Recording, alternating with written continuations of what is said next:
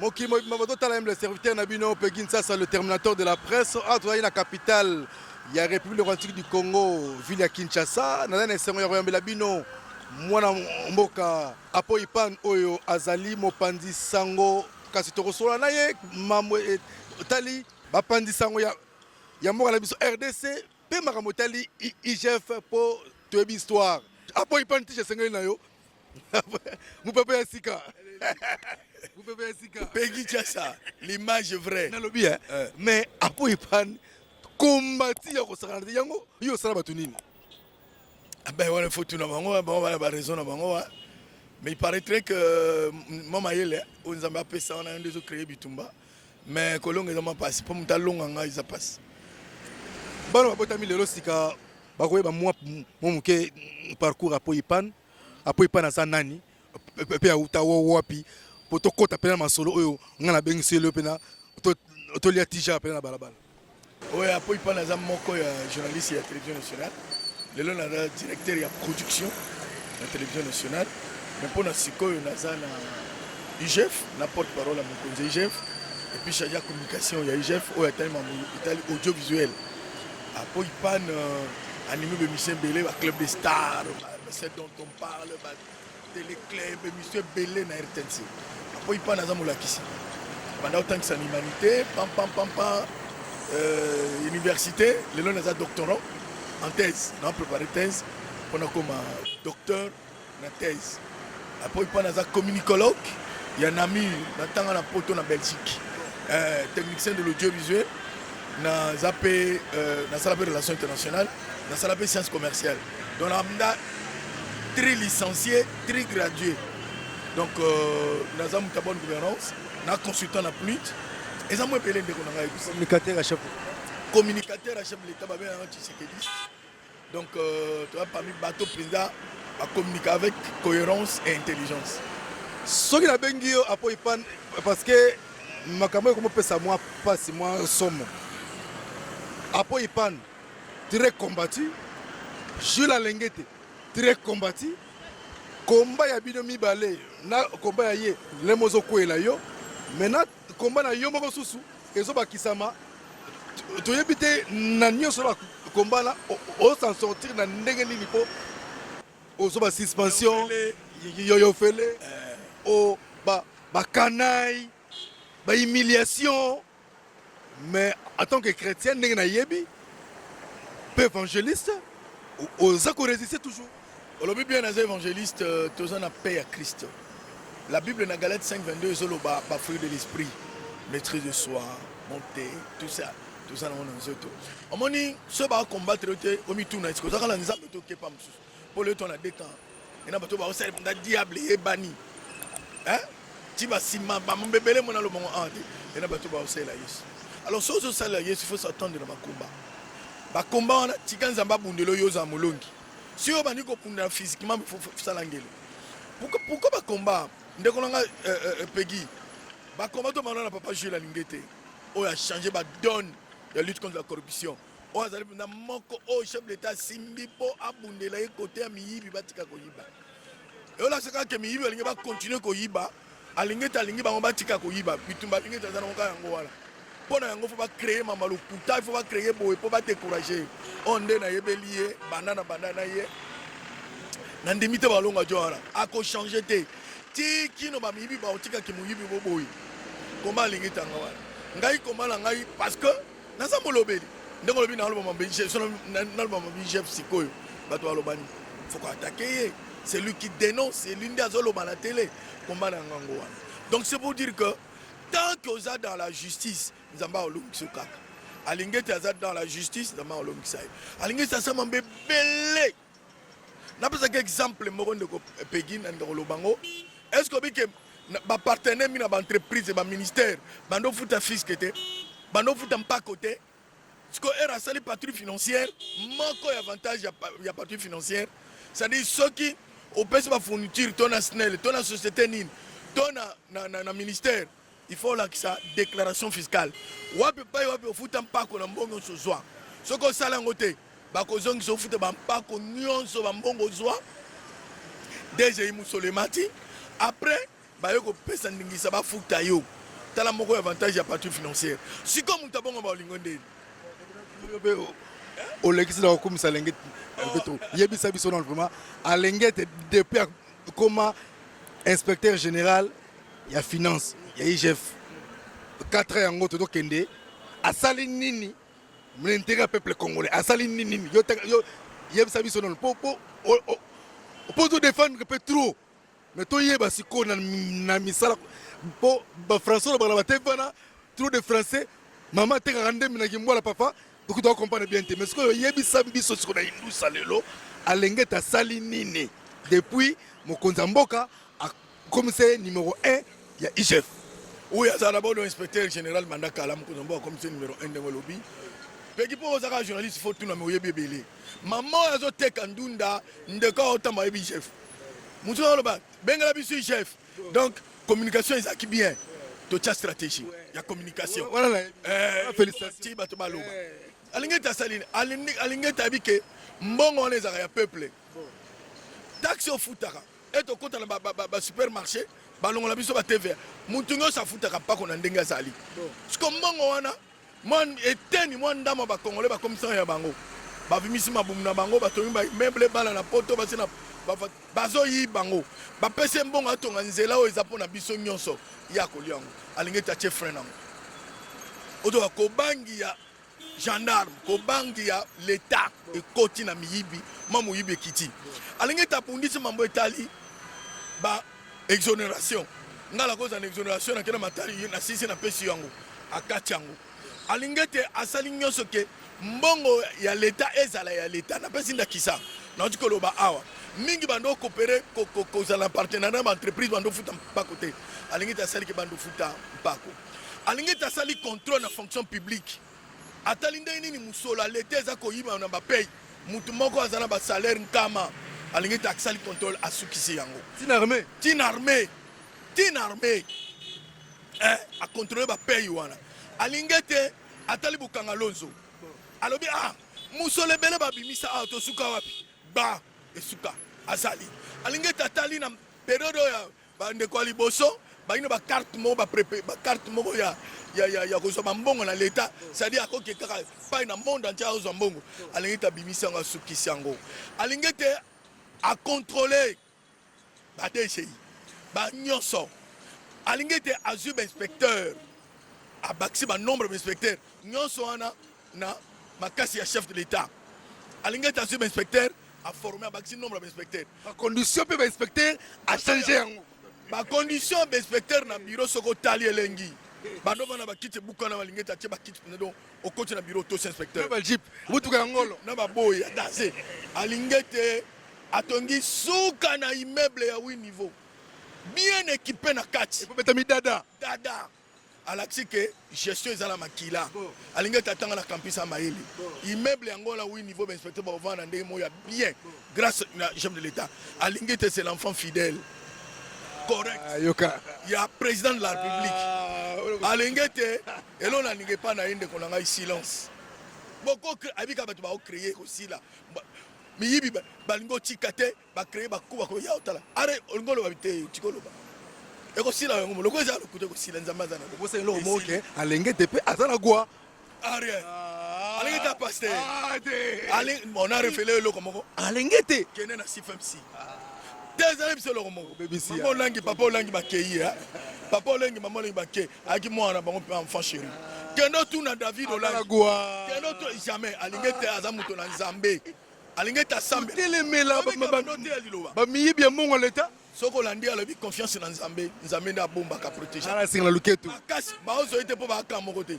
so ba dai ka monde ba so alingeta de bazwa c'est-à-dire que qui c'est ça te alingete mama ate ya kalilo nzambe amona ya mama olangi zaki pere mo pe pasteur ba se plaindre lengeta tambola lora chef de l'état ba gère rebelle ba garde républicaine sécurité et bongo ici et là kisi musala au les ma sécurité baluka ba boma na 2021 yo yebengo na décembre 2021 ba beta lingite masasi pona peuple oyo botika totonga mboka totonga bopito banzela ba école bana ba vana mabili mbongo wana ezon le musolo l'état ezon na caisse l'état pour totonga to des chefs de l'état atonga mboka elongo na biso alingete ndongo lobi otama na pona chef d'état tali ke partout na monde muntu abundisaka miyibi ya mbongo babomaka ye babetake masasi a renforcer sécurité mpo bamafiateur bacriminel financier balingi ye te babiye mo mpe mosu moyibi yango chef de l'état atiaka moyibi mpo kangaka miyibi ate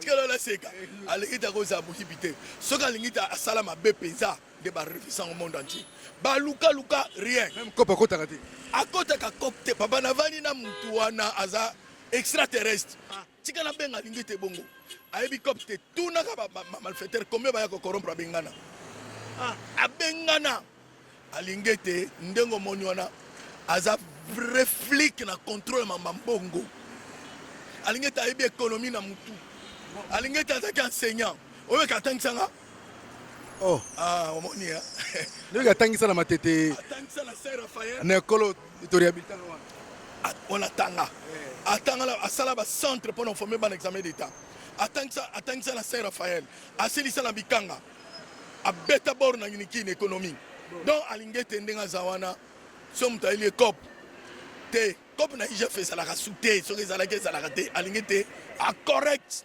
merci mwana mboka professeur Apo Ipan.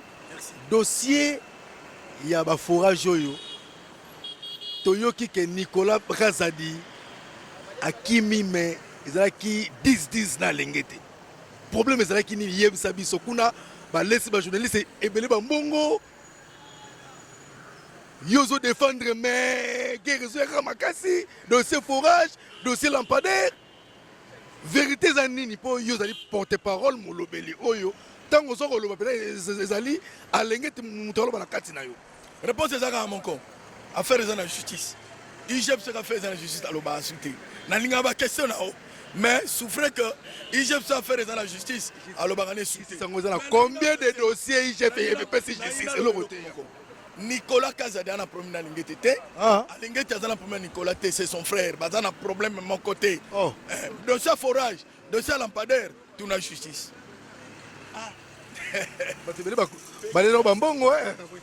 N'habite la justice. L'ingété, le dossier bon. Après contrôle, soit mon équipe a fait péno Isali, a tina on la justice. A tina chef de l'État copie. A ce qui mais trop de dossiers appellent ça la justice mais bakanga na bango batu te eza ko décourager pe batu kanga batu yo landa procès en direct ya makala na batu ya sekopé bakena makala bate bere justice okanga il faut to komisa la justice mboka la biso et pe Nicolas kanga mama kanga mité Nicolas Kazadi kanga mité justice ezo sala tondi ma justice na biso to pesa ba ministère na biso chance ba continuer parce que la Bible me dit la justice élève une nation. Le col en boga wani ko tombo justice peso sala.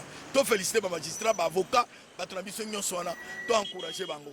Parce que ceux qui critiquent justice na biso di banda ba oyoka, ba obanga biso te.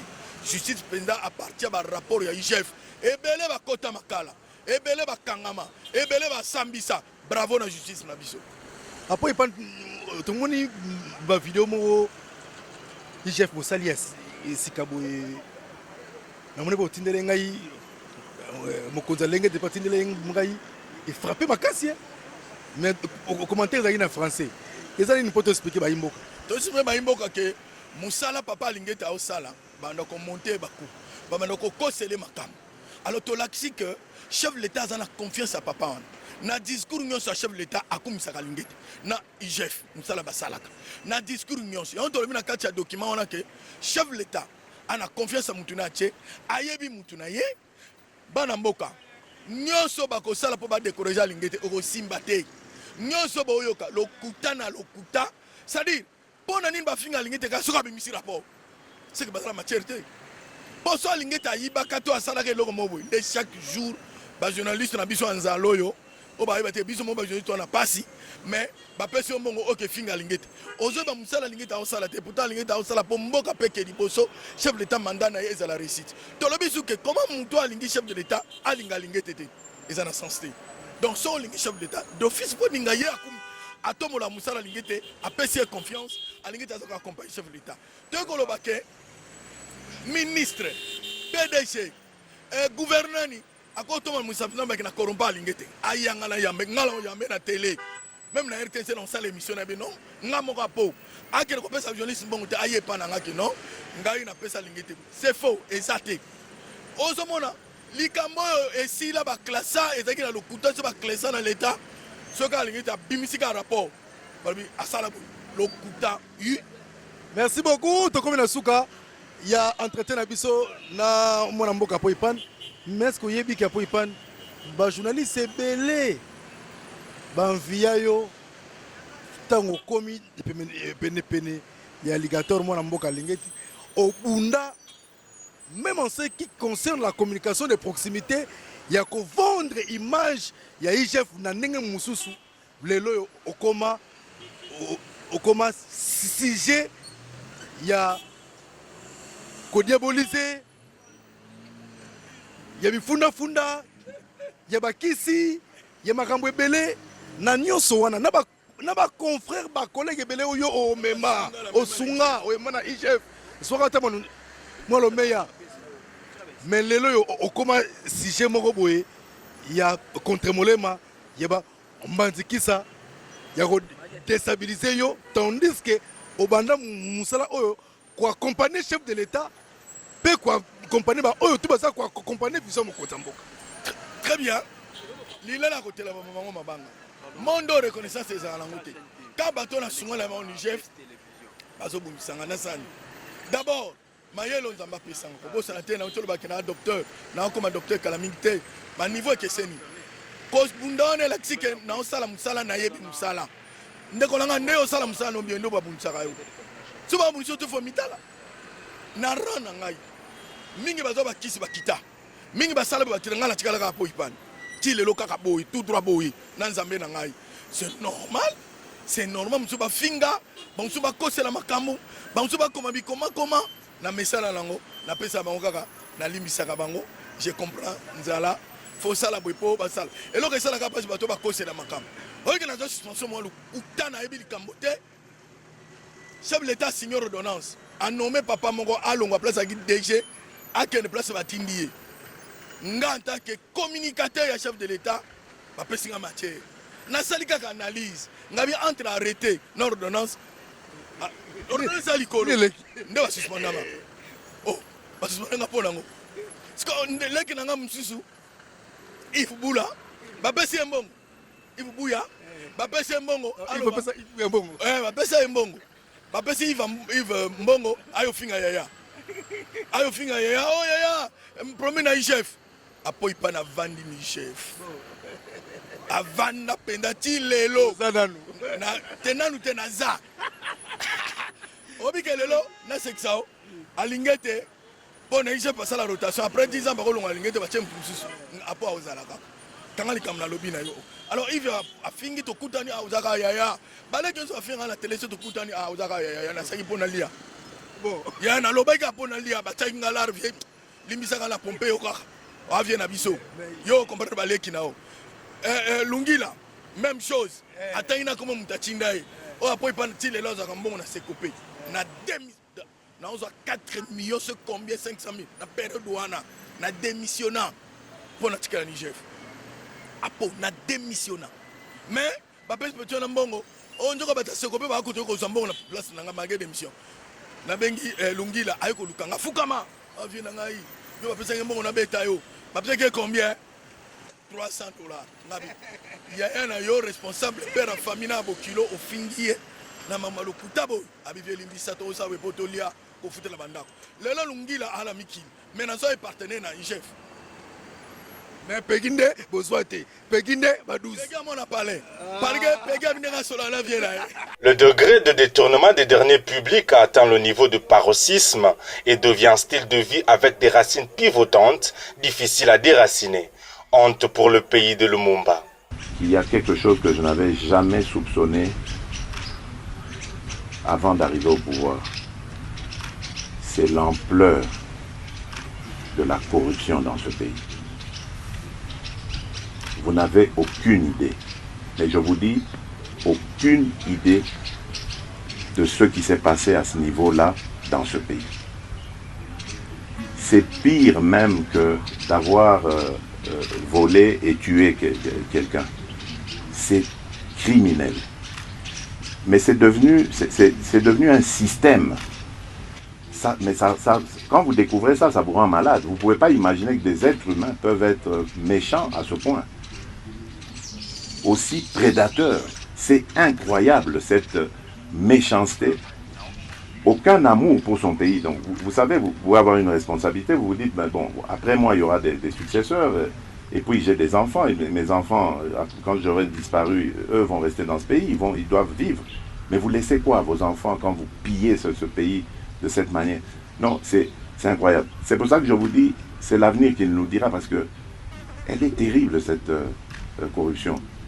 C'est par cette volonté politique que l'IGF tire sa force de contrôle pour permettre au président de la République, de qui l'IGF est rattaché, d'avoir aussi les moyens de sa politique et réaliser sa vision sur la lutte contre les antivaleurs, notamment la corruption ainsi que les détournements.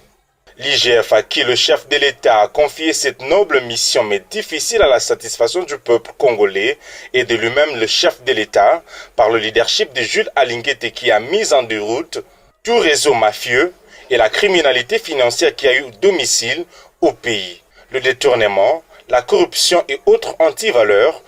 L'IGF, à qui j'ai donné un pouvoir régalien, a fait un travail énorme, un travail très appréciable.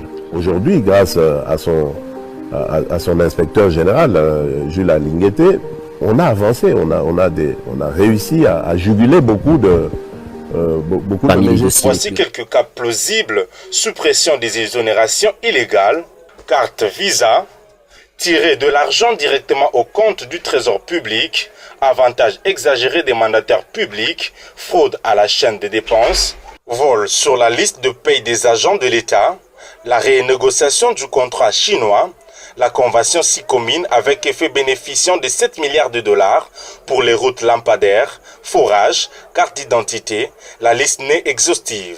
Comment comprendre que le bourreau de la République, qui refuse d'abandonner leur vol, puisse laisser calme ce digne fils du pays? C'est ce que justifie toutes ces attaques ainsi que le complot à sa personne. Leur souhait ardent est le départ d'Alinguete qui les jeûne et les empêche au détriment de tout un peuple. Réfléchissons à haute voix sur les invitations du PGR, de la Cour des comptes aux inspecteurs des finances. La société civile par l'ODEP et l'ICOCO dénonce les attaques du PGR près la Cour des comptes contre l'IGF et appelle à la coopération dans la lutte contre la corruption. Retenons d'abord que dans le plan d'action de l'IGF, nulle part, aucune rubrique des fonds prévus pour la formation des auditeurs experts de la GECAMINE. L'IGF et la GECAMINE sont dans une démarche technique transparente pour l'implantation des bonnes gouvernances de cette société, souci majeur de tout bon gestionnaire de faire le renforcement des capacités, ce qui a justifié la lettre du DG sollicitant une formation en faveur des auditeurs et experts en audit et passation des marchés, cela aux frais de la GECAMINE et à la fin de la mission des consultantes. Deux rapports bien élaborés par ces inspecteurs qui font honneur à la République sur les plans internes et international. De fait précédemment cité que le PGR invite les inspecteurs à échanger sur ce sujet et pour le procureur de la Cour des comptes, estime que les inspecteurs devraient assurer cette formation de 3 mois en faveur des agents de la GECAMINE avec les frais de l'IGF, ce dont l'attend pas de cette oreille. L'IGF réplique par une correspondance en ces termes. PGR au niveau de la Cour des comptes, les compétences en matière d'instruction des dossiers sont dévolues à la Cour plutôt qu'au parquet, souhaiteront être édifiés sur pied desquels cette invitation leur est adressée. Alors, quelles sont les dispositions légales sur lesquelles le droit autorise le PGR de se cerner ces invitations? Y a-t-il pas usurpation du pouvoir du premier président de la Cour des comptes? Quel est le rôle du PGR de la Cour des comptes? N'est-ce pas d'organiser des auditions avec des incriminés après confirmation de leur culpabilité par le premier président de la Cour des comptes? Au vu du caractère risque de leur mission, les inspecteurs des finances au travers de leur statut judiciaire ne confirment-ils pas qu'il faut requérir l'autorisation du président de la République en cas de poursuite judiciaire pour les actes commis dans l'exercice de leurs fonctions? Revenons à ces invitations en nous posant des questions suivantes. A-t-on interrogé l'ordonnance 87,005 fixant la composition, l'organisation et le fonctionnement de la Cour des comptes qui ne reconnaît qu'au seul premier président de la Cour des comptes l'habilité à diligenter une enquête, une investigation ou une mission? Est-ce que le PGR de la Cour des comptes ne devrait-il pas attendre le dossier du siège? Est-ce qu'il peut s'autosaisir? C'est après qu'une fois que le siège dégage des irrégularités après la chambre de discipline budgétaire que le dossier est transmis au PGR, apprend-on. L'idée de former ces 105 agents aux besoins qui se faisaient sentir peut-elle mériter de poursuites du fait de supporter les inspecteurs formateurs et consultants? Peut-elle créer ce débat? Afin de mieux cerner la portée et le contenu de ces échanges, à la justice de traquer les voleurs, autant que l'IGF le fait pour permettre au président Fachi de disposer les moyens de sa politique. Moi, je ne m'immisce pas dans ce qu'il y a. Je constate. Je ne suis pas juge. Je n'ai pas à leur dire ce qu'ils doivent faire. Je ne sais pas leur dire ça. C'est eux qui sont mieux qualifiés pour le faire. Donc, c'est eux qui doivent. Mais moi, je pose ces problèmes. Ces questions, je les pose en disant, mais c'est pas normal. Tant que la justice ne fonctionnera pas comme nous y attendons, mais les résultats, tout le reste en pâtira. Bravo à l'IGF parce qu'elle commence quelque part à faire un peu le travail de la justice. Bravo à l'APLC qui a eu quelques problèmes de démarrage, mais maintenant je pense que ça va aller. Parce qu'ils font leur travail, mais ça ne suffit pas. Si la justice ne fait pas le sien, il n'y aura pas d'efficacité. Et ça, j'ai vraiment voulu taper sur la justice parce qu'ils le savent. Tous les magistrats, les responsables que j'ai mis, ils savent que je ne suis pas content, satisfait de leur rendement actuellement et que j'exige beaucoup plus de leur part. Alinguete nationaliste et patriote frère, le diable n'attaque pas parce que tu es faible, non, mais parce que tu as quelque chose de précieux à toi. Alinguete, persévère, accompagner le président de la République, ne te décourage pas, mais alors continue à décourager les ennemis du peuple. Mosala kitoko. Merci. Magazine Boni j'ai dit que pepele. Et puis tout ça là j'ai dit qu'on a pour continuer combat ya chef. J'ai dit qu'on a arraché la lingue de te yanga na mbongo langa yokate passer la chaîne ni batu musu basayela bango natanga bakomo te kotanga te omoni obagi bamusu basayela bango même papa lingi ta linga nga basayela nga chaîne te na koma yeso na bondela. Je dis que maintenant qui JTC, journal télévisé chrétien, ngala masana nga max, li passa na ngai. Na mona ngo kabola biso ngami bonde ko leki musalo na tikeli max. Na utai Paris na yeboye, bato atie ba songi na bité muto esala na tikeli max. Na yeko sala magazine journal de l'éducation. Na traité na ministère de PST. Na traité na bango, ba yiko yiba projet na nga basala éduc.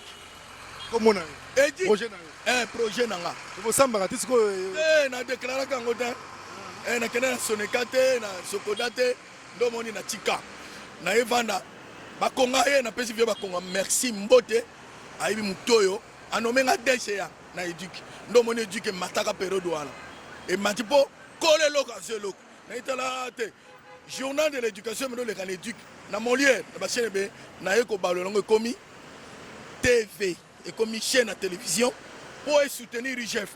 Je dis que tout ça là pour soutenir IGF. Bananga baola nanga babi ke biloka IGF. Musu ba bengo chaîne IGF. Alinge ta même 1000 francs té. Na lo ba na télé. Bata songi so ba benga pa le bota na bandeli.